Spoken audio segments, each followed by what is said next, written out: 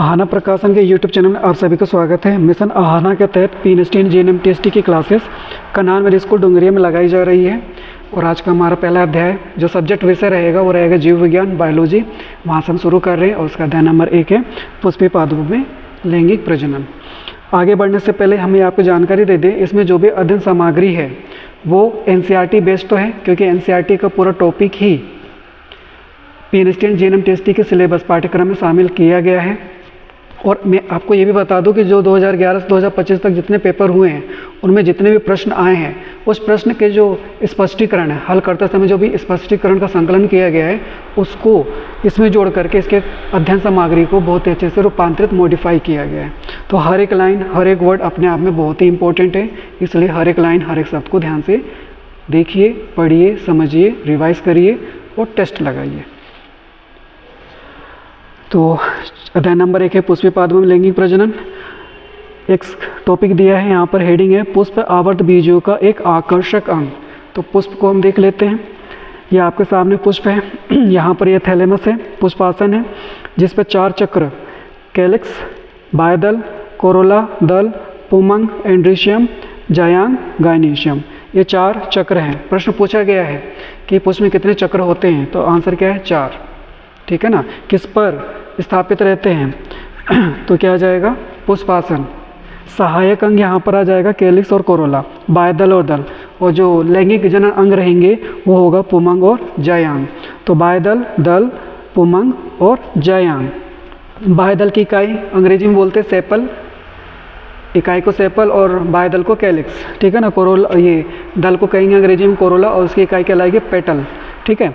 जो पुमंग को अंग्रेजी में कहते हैं एंड्रीशियम और इसकी इकाई जो रहती है वो कहलाती है स्टेमेन और हिंदी में कहते हैं पुंकेसर। और जायांग को अंग्रेजी में कहते हैं गायनीशियम और इसकी इकाई वहाँ पर कार्पल या पिस्टिल, यहाँ पर स्त्री केसर कहा जाता है। अब इसके थ्योरी को देख लेते हैं।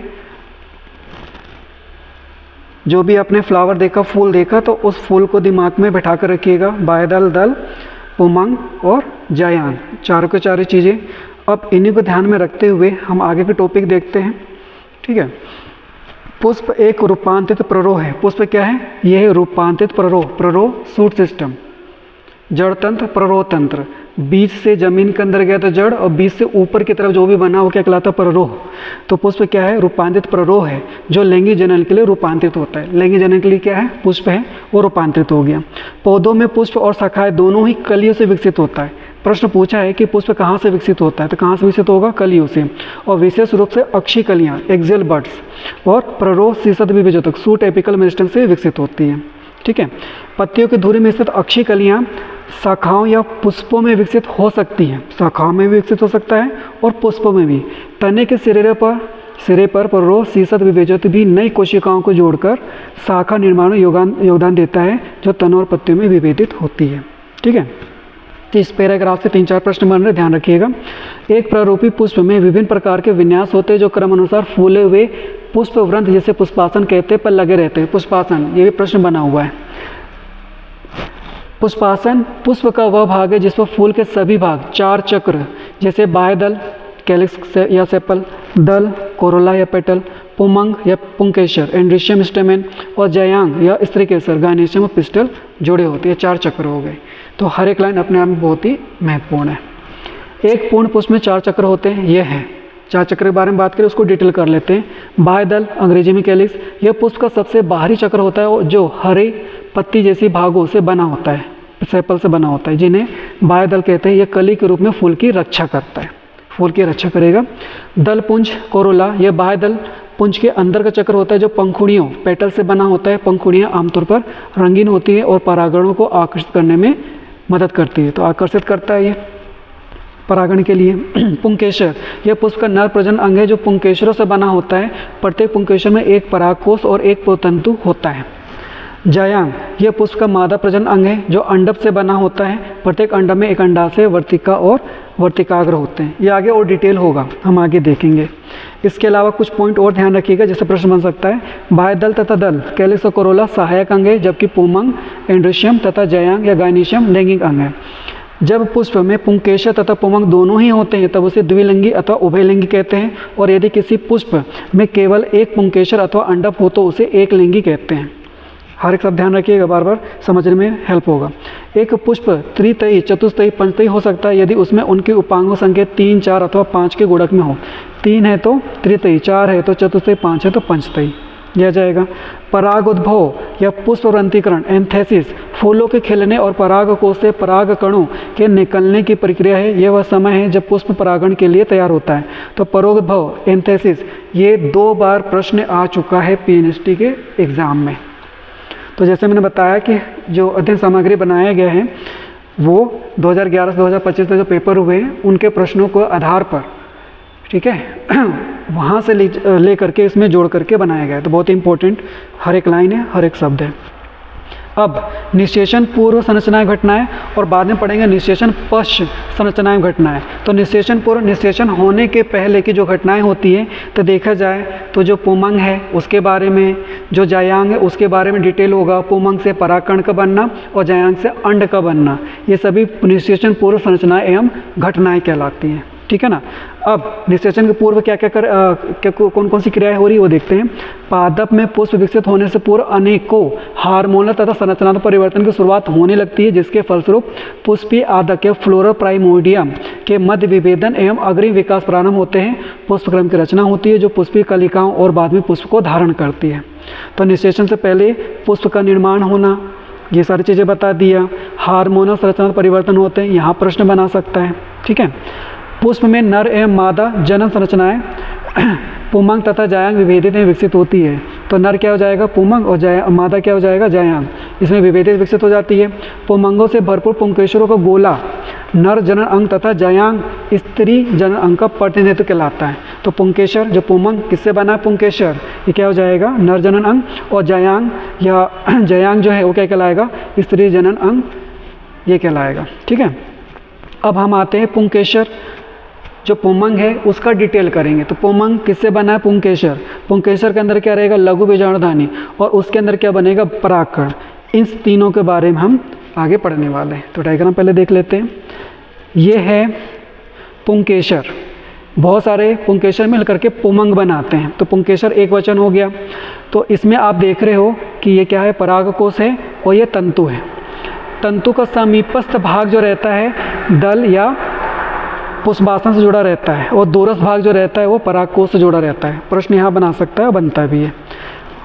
अब परागकोश की बात किया जाए तो ये बाइलोब है, 1 और 1 2, और एक लोब में यहाँ पर 2 थीका, 2 चैम्बर हैं, ठीक है ना। तो 2 2 4 चक्र, 4 थीका हो गया, 4 चैम्बर हो गए, जिसे स्पर्मेटोगोनियम या स्पर्मेटोगोनियम कहते हैं यहाँ पे।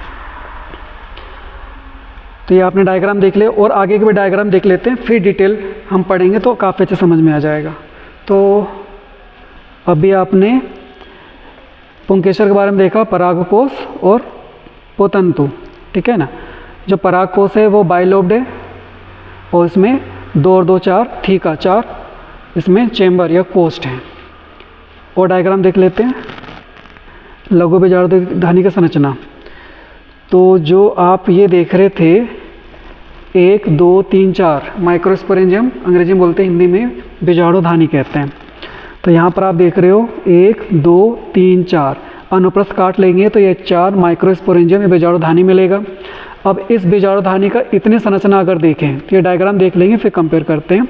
तो इसका ये रूप आ गया। सबसे बाहर आपको मिलेगा एपिडर्मिस, अंतस्त्वचा सबसे बाहर, उसके अंदर ये आ जाएगा अंतस्थीशियम, एंडोथीशियम, ये लेयर आ गया। फिर इसके बाद मध्य परत की 2 से 3 परतें मिल जाएंगी, मध्य परत। फिर चौथा क्या आ जाएगा, टेपिटम आ जाएगा, ठीक है ना। ये टेपिटम आ गया। तो 4 परत हो गया, अंतस्त्वचा, अंतस्थीशियम, मध्य परत और टेपिटम। ये 4 बाहर के जो 3 परत रहते हैं इसको सुरक्षा करता है और प्रकीर्णन में मदद करेगा। जो टेपिटम रहता है ये अंदर जो परागकण का निर्माण होगा तो वहाँ पर ये टेपिटम जो रहता है वो पोषण का कार्य करेगा। तो ये आ गया माइक्रोस्पोरेंजियम या बीजाणुधानी। इस बीजाणुधानी के अंदर स्पोरोजेनस टिश्यू होते हैं, तो बीजाणुजन ऊतक होते हैं जिससे परागकण का यहाँ पर निर्माण होता है। तो ये जनरल डायग्राम हो गया। इसको समझने के बाद थ्योरी काफ़ी आसान हो जाता है समझना। तो चलिए हम अब थ्योरी पर बात करते हैं।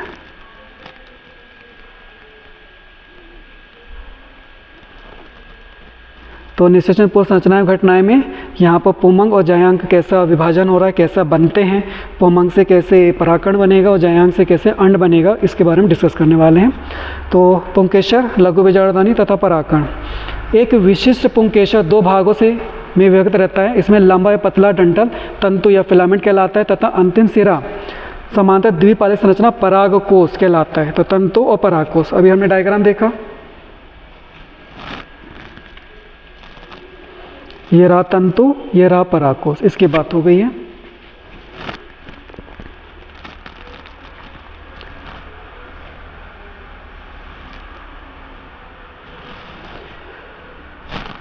परागकोश कहलाता है तंतु का समीपस्थ छोर पुष्प के पुष्पासन या पुष्पदल से जुड़ा होता है। प्रश्न बनता है, जो तंतु का समीपस्थ पास का जो हिस्सा रहता है किससे जुड़ा रहेगा, पुष्पासन या पुष्पदल से जुड़ा होता है। पुंकेसर की संख्या एवं लंबाई विभिन्न प्रजाति के पुष्पों में भिन्न होती है। एक प्रारूपिक आवर्त बीजीय परागकोश द्विपालित होती है तथा प्रत्येक पाली में 2 कोष्ठ होते हैं। अभी जैसे आपने देखा, यहाँ पर कहा जा रहा है कि एक प्रारूपी आवर्त बीजीय परागकोश द्विपालित होती है।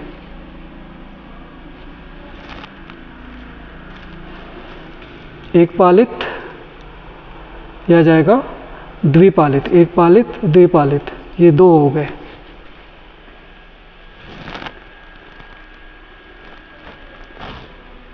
तथा प्रत्येक पाली में 2 कोष्ठ होते हैं।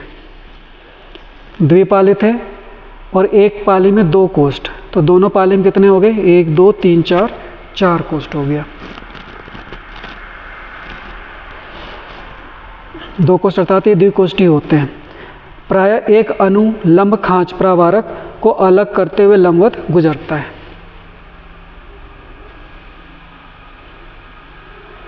ये लिख रहा है लाइन ऑफ डेहेसेंस, इसी की बात कर रहा है, लंबवत ये गुजरता है। तो यहाँ पर हमने हर एक लाइन देख लिया।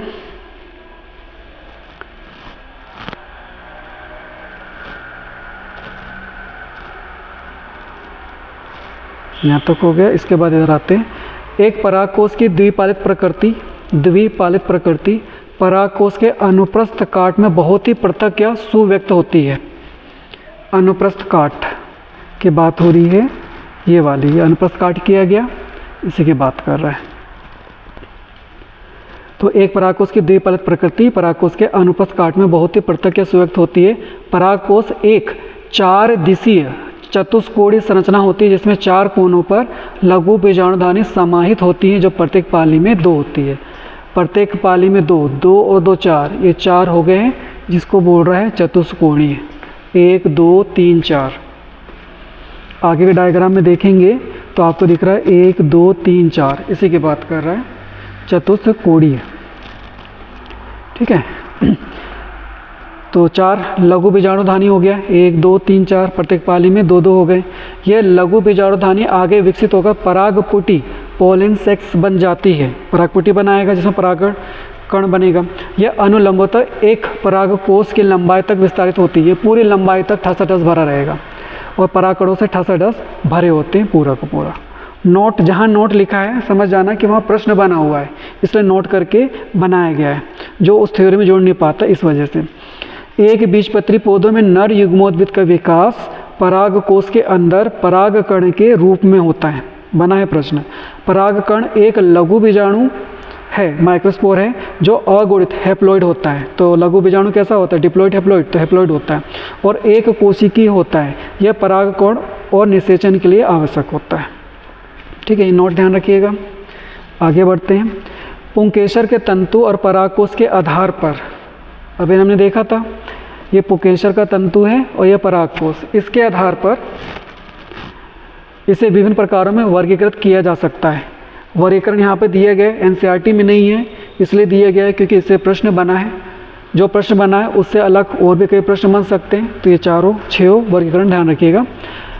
बहुपतित्व, दूसरा मोनोडेल्फस, तीसरा डायडेल्फस, चौथा पॉलीडेल्फस, पांचवा सिनजेनेसियस, छठवा रहेगा सिनेंड्रस।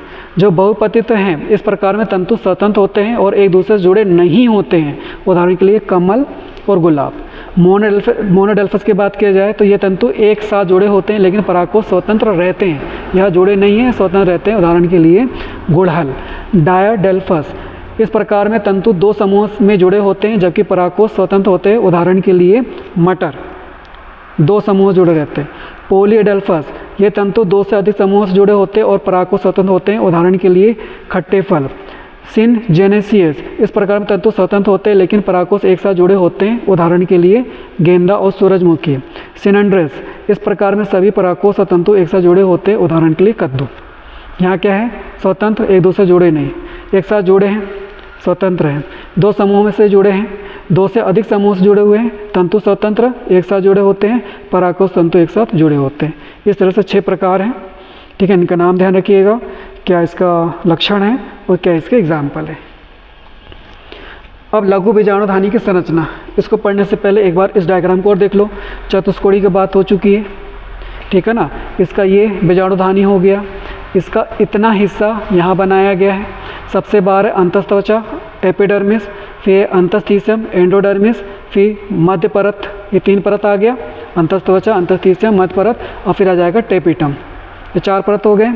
यहाँ पर देख लो आप, सबसे बाहर वाला अंतस्त्वचा, उसके अंदर क्या जाएगा? ये अंतस्थीसियम। उसके बाद क्या जाएगा? यहाँ मध्य परत, ये देख लो, अंतस्त्वचा, अंतस्थीसियम, ये आ गया मध्य परत, ये आ गया टेपिटम, और ये बीच में आ गया बीजाणुजन ऊतक, और इसी के अंदर ये परागकण बनेंगे। अब थ्योरी पढ़ लेते हैं। लघु बीजाणुधानी की संरचना, परागकोश के एक अनुपस्थ काट में एक प्रारूपिक बीजाणुधानी बाह्य रूपरेखा में लगभग गोलाई में प्रकट होती है। गोलाई, यह समांतर 4 वित्तीय परतों से आवृत होती है। बाह्य त्वचा, एपिडर्मिस, अंतस्त्वचा, एंडोथीसियम, मध्य परत तथा टेपिटम। बाहर की ओर की 3 परतें संरक्षण प्रक्रिया कार्य करती है तथा परागकोश के स्फुटन में मदद कर परागकण अवमुक्त करती है। ठीक है ना, संरक्षण कर रहा है और परागकोश के स्फुटन में मदद करता है। इसकी सबसे आंतरिक परत टेपिटम होती है, ये विकासशील परागकणों को पोषण देती है। तो टेपिटम, ये चारों चीज़ें हो गई। अब नोट, मतलब प्रश्न आया हुआ है। एंडोथीसियम, यह परत एपिडर्मिस के नीचे होती है और परागकोश के फटने में मदद करती है जिससे पराग का फैलाव होता है। फिर टेपिटम, परागकोश में पाई जाने वाली पोषक कोशिकाओं की एक विशेष परत है। ये बीजाणुजन्य ऊतक और परागकोश की दीवार के बीच स्थित होती है। टेपिटम परागकणों के पोषण और विकास के लिए महत्वपूर्ण है।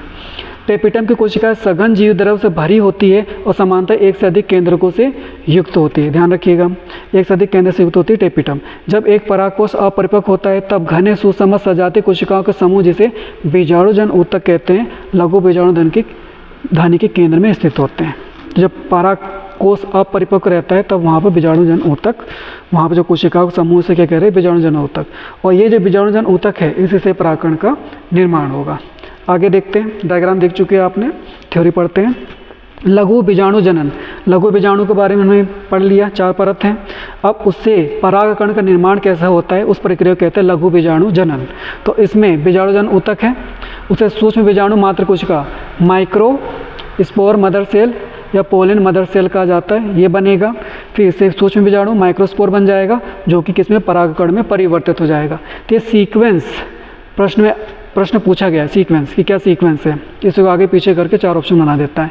तो लघु बीजाणुजन, युग्मक जनन का सही विकास क्रम है बीजाणुजन ऊतक, सूक्ष्म बीजाणु मात्र कोशिका, सूक्ष्म बीजाणु और परागकण। अब ये कैसे होता है पूरे देखते हैं।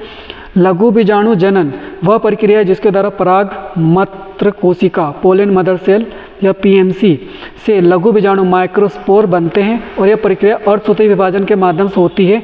अर्थात जैसे जैसे परागकोश विकसित होता है, बीजाणुजन ऊतक की कोशिका अर्धसूत्री विभाजन द्वारा सूक्ष्म बीजाणु चतुष्टय बनाती हैं।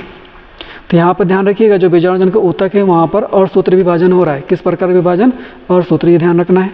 बीजाणुजन ऊतक की प्रत्येक कोशिका एक लघु बीजाणु चतुष्टय की वृद्धि करने में सक्षम होती है, अर्थात प्रत्येक कोशिका एक सक्षम पराग मात्र कोशिका होती है। तो जो बीजाणुजन ऊतक है, स्पोरोजेनस टिश्यू है, उसके प्रत्येक कोशिका जो रहती है वो लघु बीजाणु चतुष्टय की वृद्धि करने में सक्षम होती है।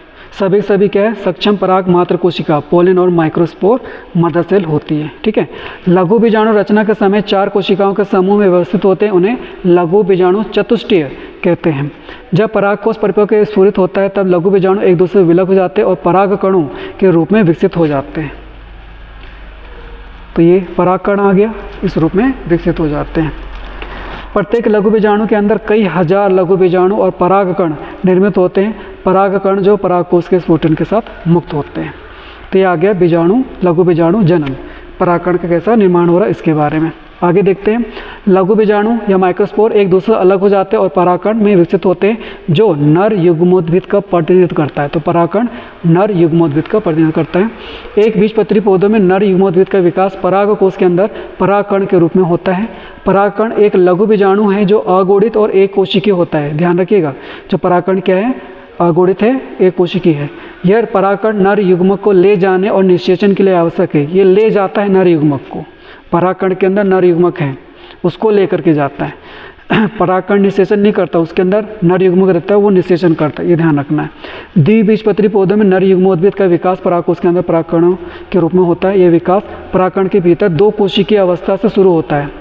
ध्यान रखिए, द्विबीजपत्री में दो कोशिकीय अवस्था शुरू होता है जिसमें एक काय कोशिका और एक जनन कोशिका होती है। जनन कोशिका बाद में दो नर युग्मक में विभाजित हो जाती है। तो ये परागकण का निर्माण भी हो गया, उसका डिटेल भी कर दिया। अब लघु बीजाणु चतुष्क, अभी हमने देखे थे माइक्रोस्पोर टेट्रा, इसका डायग्राम आप ये देख लीजिए, ये है परागकण चतुष्क, ये डायग्राम दिया हुआ है यहाँ पे। अब इसका डिटेल कर लेते हैं कितने प्रकार के होते हैं। लघु बीजाणु चतुष्क, प्रश्न आए हैं, ध्यान रखिएगा। बीजाणुधानी के अंदर लघु बीजाणु मात्र कोशिका पीएमसी अर्ध विभाजन द्वारा चार अगुणित बीजाणु लघु बीजाणु का निर्माण करती है। ये चारों लघु बीजाणु प्रारंभ में एक समूह में विन्यासित होते हैं जिसे लघु बीजाणु चतुष्क माइक्रोस्पोर टेट्राट कहते हैं। अभी डायग्राम बताए थे हमने। लघु बीजाणु चतुष्क सामान्यतः 5 प्रकार के होते हैं।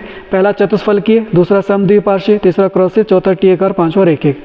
चतुष्फलकीय में क्या बोल रहा है, इसमें एक ओर से देखने पर केवल 3 लघु बीजाणु दिखाई देते और चौथा इन तीनों के पीछे एक और स्थित होता है। अधिकांश द्विबीजपत्री पौधों में इसी प्रकार के लघु बीजाणु चतुष्क पाए जाते हैं।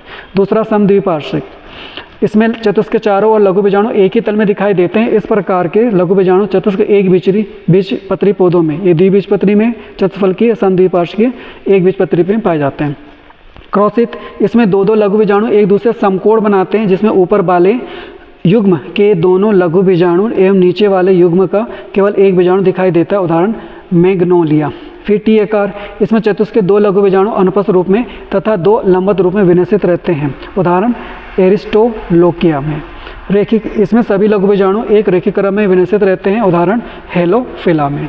तो ये आ गया लघु बीजाणु चतुष्क के प्रकार। परागकण की बात किया जाए तो परागकण कैसा बना हमने देख लिया, लघु बीजाणु जनन के रूप में। अब परागकण की बात किया जाए तो पहले परागकण का डायग्राम देख लो। ये आपको ढेर सारे परागकण देखने को मिल रहे हैं, ठीक है ना। परागकण की बात किया जाए, यहाँ पर केंद्रक विभाजन होकर एक काय कोशिका बनाएगा, दूसरा प्रजनन कोशिका या जनन कोशिका बनाता है। अब इसका थ्योरी देख लेते हैं। पुष्प एक पुंमंग नर प्रजनन अंग होता है जिसमें पुंकेसर होते हैं। प्रत्येक पुंकेसर में परागकोश होता है और परागकोश के अंदर परागकणों का निर्माण होता है। परागकण नर युग्मोद्भिद का प्रतिनिधित्व करता है। तो हमने शुरू में पढ़ा था पुंमंग, पुष्प के अंदर क्या क्या होता है, बाह्य दल, दल, पुंमंग और जयांग। तो पुंमंग नर प्रजनन अंग है। पुंमंग किससे मिलकर बना है, पुंकेसर, बहुत सारे पुंकेसर मिलकर बना है। पुंकेसर में हमने देखे थे तंतु था और परागकोश था। अब परागकोश आ गया, परागकोश के अंदर हमने पढ़ा था एपिडर्मिस, एंडोथीसियम, मिडिल लेयर और टेपिटम, और उसके अंदर बीजाणुजन ऊतक, स्पोरोजेनिक टिश्यू। उसकी हर एक कोशिका पीएमसी पोलन मदर सेल बनाती है जो कि माइक्रोस्पोर और बाद में परागकण में बदल जाती है। जो परागकण रहता है वो नर युग्मोद्भिद का प्रतिनिधित्व करता है, नर युग्मोद्भिद का प्रतिनिधित्व करता है। अब डिटेल जाते हैं परागकण के लिए। परागकण सामान्यतः गोलाकार होते हैं जिसका व्यास लगभग 25 से 50 माइक्रोमीटर होता है। इसमें सुस्पष्ट रूप से 2 परतें वाली भित्ति होती है। तो परागकण में 2 परतें वाली भित्ति होती है। परागकण की बाहरी भित्ति को बाह्यचोल एक्साइन कहा जाता है जो कि स्पोरोपोलिनिन से बनी होती है। स्पोरोपोलिनिन पौधे के परागकणों और लघु और बीजाणु की बाहरी परत में पाया जाने वाला एक अत्यंत प्रतिरोधी कार्बनिक पदार्थ है। बहुत ही इंपॉर्टेंट पॉइंट आ रहा है यहाँ पे, ध्यान रखिएगा। जो परागकण की बाहरी भित्ति होती है इसे क्या कहते हैं, बाह्यचोल एक्साइन कहते हैं, जो किससे बना हुआ, स्पोरोपोलिनिन। और स्पोरोपोलिनिन क्या है, स्पोरोपोलिनिन पौधों के परागकणों और बीजाणु की बाहरी परत में पाया जाने वाला एक अत्यंत प्रतिरोधी कार्बनिक पदार्थ होता है। ये क्या कार्बनिक पदार्थ है, यह उच्च तापमान, सुदृढ़ अम्लों और क्षार का सामना कर सकता है और इसे विघटित करने वाला कोई भी एंजाइम अभी तक ज्ञात नहीं हुआ। बहुत इंपॉर्टेंट पॉइंट है, प्रश्न बना सकता है। स्पोरोपोलिनिन पौधों के युग्मकों को पर्यावरणीय क्षति से बचाने में महत्वपूर्ण भूमिका निभाता है। तो काफ़ी इंपॉर्टेंट हो गया स्पोरोपोलिन। आगे देखो, परागकण के बाह्यचोल में सुस्पष्ट द्वारा के रंध्र होते हैं जिन्हें जनन छिद्र कहते हैं, जर्म पोर्स कहते हैं, जहाँ पर स्पोरोपोलिन अनुपस्थित होता है। कहाँ पर अनुपस्थित होगा? जनन छिद्र या जर्म पोर्स में। क्वेश्चन बन जाएगा यहाँ पे। द्विबीजपत्री पादपों में समान प्रकार के परागकण ट्राइकोल्पेट होते हैं जिनमें 3 छिद्र या खांचे होते हैं, ध्यान रखिएगा। एक बीज पादपों में समानतः मोनोकोल्पेट परागकण पाए जाते हैं जिनमें केवल एक छिद्र या खांचा होता है। प्रश्न आया ये वाला। परागकण जीवाश्मों की भांति बहुत अच्छे से संरचित होते हैं क्योंकि उनमें स्पोरोपोलिन की उपस्थिति होती है। तो ये परागकण जीवाश्म भांति क्यों संरचित होते हैं? क्योंकि इसमें स्पोरोपोलिन पाए जाते हैं। प्रश्न आया हुआ है। बाह्यचोल में प्रतिमानों एवं डिजाइनों की एक आकर्षक सारणी प्रदर्शित की गई है। जो भी हमने आपको डायग्राम दिखाया था ये वाला, ये परागकण हो गए। और आगे चलते हैं हम। परागकण की आंतरिक भित्ति को अंतःचोल कहा जाता है। ये एक पतली तथा सतत परत वाली परत होती है जो सेलुलोज ए पेक्टिन की बनी होती है। तो जो बाह्यचोल था वो स्पोरोपोलिन का बना था और ये सेलुलोज ए पेक्टिन की बनी होती है, ये ध्यान रखिएगा। परागकण का जीवद्रव्य एक प्लाज्मा झिल्ली से आवृत होता है। परागकण का जीवद्रव्य जो है प्लाज्मा झिल्ली से आवृत है। जब परागकण परिपक्व होता है उसमें 2 कोशिकाएं, काय कोशिका तथा जनन कोशिका समाहित होती हैं। अभी हमने देखा था एक काय कोशिका और दूसरी जनन कोशिका, इसी की बात की है यहाँ पे। समाहित होती है। काय कोशिका बड़ी होती है जिनमें प्रचुर खाद्य भंडार तथा एक विशाल अनियमित आकृति का केंद्रक होता है। काय कोशिका के बारे में बता दिया। जनन कोशिका छोटी होती है तथा काय कोशिका जीवद्र में तैरती रहती है। तरकु आकृति, घने जीवद्र और एक केंद्रक वाला होता है। तरकु, ध्यान रखिए, तरकु आकृति। यह प्रश्न आया हुआ है। परागकण में सघन कोशिका द्रव और एक केंद्रक के साथ धुरी आकार की कोशिका को जनन कोशिका के रूप में माना जाता है। ये कोशिका परागकण के अंदर पाई जाती है और पराग नलिका के विकास में महत्वपूर्ण भूमिका निभाती है। ध्यान रखिएगा। 60% अधिक आवर्तबीजी पादपों के परागकण इस 2 कोशिकीय चरण में झड़ते हैं, नर और कायिक। ये संगलित होते हैं। शेष प्रजातियों में जनन कोशिका समसूत्रित विभाजन द्वारा विभक्त होकर परागकण के झड़ने से पहले 3 चरणीय 2 नर युग्मों को बनाती है। एक कायिक कोशिका और 2 नर, तो हो गए 3। और इसके अलावा 60% में क्या बोल रहा है? 2 कोशिकीय अवस्था। 2 कोशिकीय परागकण का हिस्सा नर युग्मक नहीं है। ध्यान रखिए, प्रश्न आया हुआ है। 2 कोशिकीय परागकण का हिस्सा नर युग्मक नहीं है। 2 कोशिकीय परागकण में एक काय कोशिका और एक जनन कोशिका होती है। तो ये पॉइंट आ गया, एक्सप्लेन भी कर दिया। जनन कोशिका बाद में विभाजित होकर के 2 नर युग्मक बनाती है। अनेक प्रजातियों के परागकण कुछ लोगों में गंभीर एलर्जी एवं श्वसनीय वेदना पैदा करते हैं जो कभी कभी चिरकालिक श्वसन विकार, दमा, श्वसनीय शोथ आदि के रूप में विकसित होता है। तो परागकण बीमारी फैलाता है, गंभीर एलर्जी भी। भारत में आयातित गेहूं के साथ आने वाले गाजर घास पार्थेनियम की उपस्थिति सर्वव्यापक हो गई है जो परागकण एलर्जी कारक है। परागकण पोषणों से भरपूर होते हैं। ये तो नुकसान पहुंचा दी यहाँ पर एलर्जी वाला। फायदे वाला देखो, परागकण पोषणों से भरपूर होती है। आहार संपूरक रूप में पराग गोलियों के लेने का प्रचलन बढ़ा है। पश्चिमी देशों में भारी मात्रा में पराग उत्पाद गोलियां एवं सिरप के रूप में बाजारों में उपलब्ध है। पराग खपत का यह दावा है कि यह खिलाड़ी एवं धावक अश्वों की कार्य दक्षता में वृद्धि करता है। परागकण जब एक बार झड़ते हैं तो ये अपनी जीवन क्षमता खोने से पहले वर्तिकाग्र पर गिरते हैं, जहाँ यदि आवश्यकता हुई तो निषेचन करते हैं। अब यहाँ पर क्वेश्चन बन सकता है परागकण में जीवन क्षमता को लेकर के। तो परागकण कितने समय तक जीवन क्षम रहता है? बहुत हद तक तापमान एवं आर्द्रता पर निर्भर करता है। कुछ अनाजों जैसे धान एवं गेहूं में परागकण अपनी जीवन क्षमता बहुत जल्दी लगभग 30 मिनट में ही खो देते हैं, जबकि गुलाबवत, रोजेसी, लेग्यूमिनेसी, सोलेनेसी आदि कुछ सदस्यों में परागकणों की जीवन क्षमता महीनों तक बनी रहती है। कृत्रिम गर्भाधान, ये तो हो गया ये परागकण में जीवन क्षमता, ठीक है ना। यहाँ क्या बोलते हैं, धान गेहूं में कितना? 30 मिनट। गुलाबवत, लेग्यूमिनेसी, सोलेनेसी में कितना आ गया? महीनों तक, ठीक है ना। अगर इसे संरक्षित करना है तो कम तापमान में रखा जाए, ठीक है ना, तो उससे क्या होगा, वो जर्मिनेट नहीं होगा, सुरक्षित रहेगा। कृत्रिम गर्भाधान के लिए मानव सहित बहुत से जानवरों के वीर्य शुक्राणुओं का भंडारण किया जा सकता है। कैसे करते हैं? बहुत से प्रजाति के लिए परागकणों को द्रव नाइट्रोजन में कई वर्षों तक भंडारित करना संभव है। इस प्रकार से भंडारित पराग का प्रयोग बीज भंडार की भांति पराग भंडारों के रूप में फसल प्रजनन कार्यक्रम में किया जा सकता है। तो प्रिजर्व करने के लिए, फ्रीज करने के लिए काफ़ी लंबे समय तक बचाया जा सकता है कि इसकी क्षमता नष्ट ना हो। तो इस तरह से आपने ये परागकण आगे पूरे। तो हमने आज के टॉपिक में पुष्प के बारे में, पुष्प के भाग,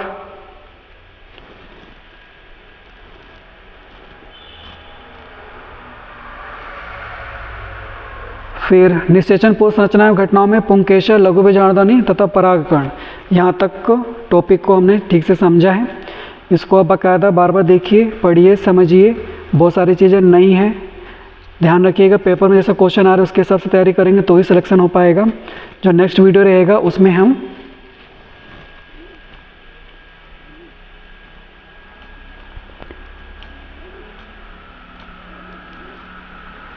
इस तरीके से गुरु बीजाणुधानी तथा भ्रूणकोश और आगे जो टॉपिक रहेगा उस पर हम डिस्कस करेंगे। मिलते हैं नेक्स्ट वीडियो में। धन्यवाद।